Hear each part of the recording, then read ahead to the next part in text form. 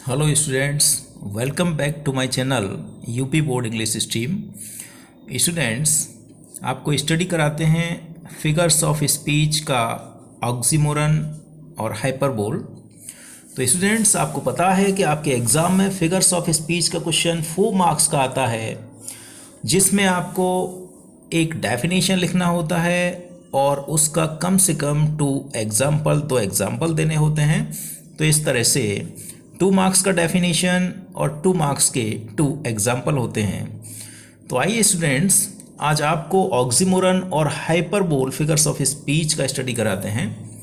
तो oxymoron means होता है, आप देख रहे हैं, ऑक्सीमोरन मीन्स होता है विरोधाभास, हाइपरबोल मीन्स होता है अतिशयोक्ति अलंकार।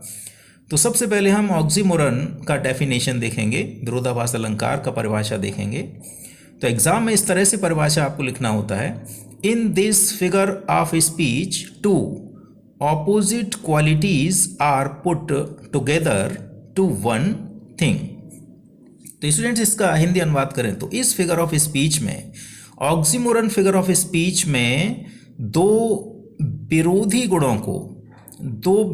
गुणों को एक साथ किसी एक बात में दिखा दिया जाता है। किसी एक विचार में, एक भाव में दो विरोधी गुणों को एक साथ दिखा दिया जाता है।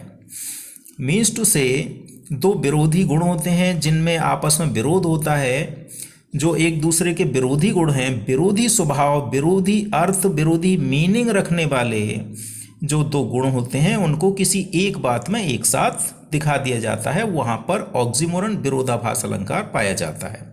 तो आइए स्टूडेंट्स, इसके एग्जाम्पल से समझते हैं। He is idly busy nowadays. Nowadays means आजकल वह आइडली बिजी है। आइडली मीन्स, आइडल का मतलब आप जानते ही हैं, जो आलसी व्यक्ति होता है, निठल्ला होता है, जो कामचोर होता है, काम नहीं करता, फालतू घूमता रहता है, जिस पर कोई काम नहीं होता। तो ऐसा व्यक्ति कैसा है? बिजी। और एक तरफ बिजी भी है वो, एक तरफ वो आलसी है, कोई काम नहीं करता, निठल्लापन बैठा हुआ है, और दूसरी तरफ वो बहुत ज़्यादा बिजी भी है, व्यस्त भी है, मतलब उसको समय ही नहीं है, उसके पास समय भी नहीं है। तो यहाँ पर दो विरोधी गुण हैं, एक तो आइडल आलसी, और बिजी व्यस्त जिसके पास समय नहीं होता, और आइडल जिसके पास समय ही समय होता है, जो फालतू रहता है। तो यहाँ एक व्यक्ति के लिए, ही के लिए दो विरोधी बातों को दिखा दिया गया है। देखिए, वह आजकल निठल्ले रूप से व्यस्त है, वह आजकल आलसी रूप से व्यस्त है, मतलब कोई काम भी नहीं है, कुछ करने को नहीं है, फिर भी हम बहुत ज़्यादा व्यस्त हैं। तो यहाँ पर ऑक्सीमोरन होता है। नेक्स्ट एग्जांपल देखिए स्टूडेंट्स, हैविंग नथिंग ही हैथ ऑल। उसके पास कुछ भी ना होते हुए सब कुछ है। मीन्स टू से, उसके पास कुछ भी नहीं है और सब कुछ भी है। तो यहाँ पर दो विरोधी गुण हैं, उसके पास कुछ भी नहीं है और उसके पास सब कुछ है। तो स्टूडेंट्स, ये जो लाइन है, ये लाइन आपकी 12th इंग्लिश पोइट्री का जो पहला पोइम है, character of A happy life, उसमें से लिया गया है। तो लास्ट जो 4th लाइन है, उसमें से ये लाइन ली गई है, हैविंग नथिंग ही हैथ ऑल। उसके पास कुछ भी ना होते हुए भी सब कुछ होता है। मतलब जो सुखी व्यक्ति होता है, वो पूर्ण रूप से संतुष्ट व्यक्ति होता है, जितना भी उसके पास होता है उसी में वो संतुष्ट हो जाता है। तो इसका मतलब उसे और किसी की इच्छा ही नहीं है। तो जिन चीज़ों की उसको इच्छा नहीं है, तो वो चीज़ें उसके पास ना होते हुए भी हैं मानी जाती हैं। तो ये होता है स्टूडेंट्स ऑक्सीमोरन, जिसमें दो विरोधी गुणों को एक साथ दिखा दिया जाता है किसी बात के लिए। आइए स्टूडेंट्स, इसका नेक्स्ट फिगर्स ऑफ स्पीच जो है हाइपरबोल, उसका स्टडी करते हैं। हाइपरबोल में क्या होता है उसको जानते हैं। हाइपरबोल जिसे कहते हैं अतिशयोक्ति अलंकार। अतिशयोक्ति मीन्स इसमें किसी बात को बहुत ज़्यादा बड़ा चढ़ा कर कह दिया जाता है, या फिर बहुत ज़्यादा कम करके घटा कर बोला जाता है। उनकी वास्तविकता से बहुत ज़्यादा बड़ा चढ़ाकर बात को कह दिया जाता है, बहुत ज़्यादा घटाकर बोल दिया जाता है।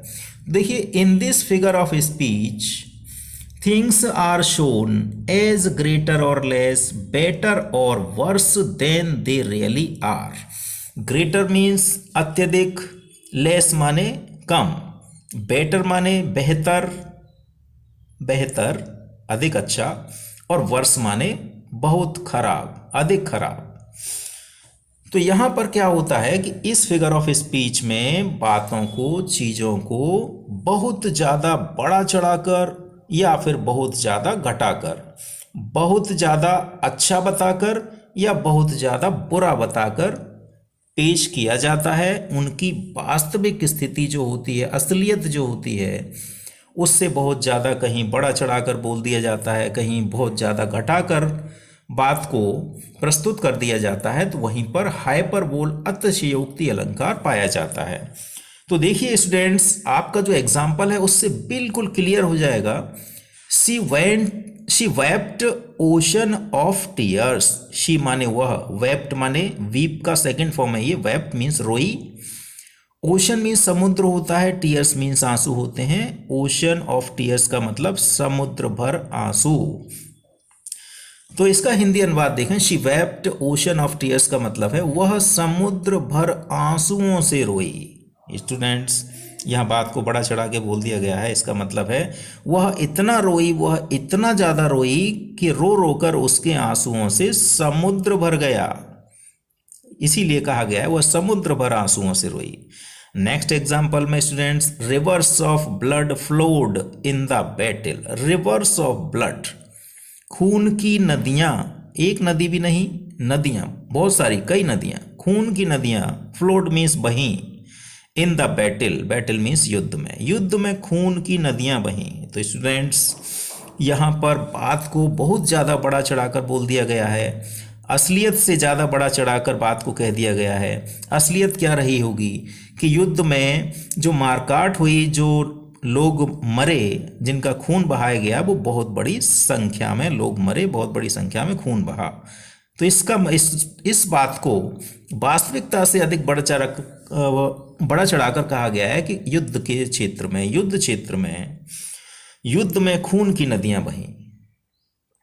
तो ये होता है स्टूडेंट्स हाइपरबोल, जिसमें किसी बात को बहुत ज़्यादा बढ़ा चढ़ाकर या बहुत ज़्यादा घटाकर प्रस्तुत कर दिया जाता है। तो स्टूडेंट्स, हम आशा करते हैं ये दोनों ही ऑक्सीमोरन और हाइपरबोल, दोनों ही फिगर्स ऑफ स्पीच आपके अच्छे से समझ में आए होंगे। यदि हमारा ये वीडियो आपको पसंद आया हो, अच्छा लगे, आपके लिए हेल्पफुल हो, तो please like and share my channel. Thank you students for watching my channel.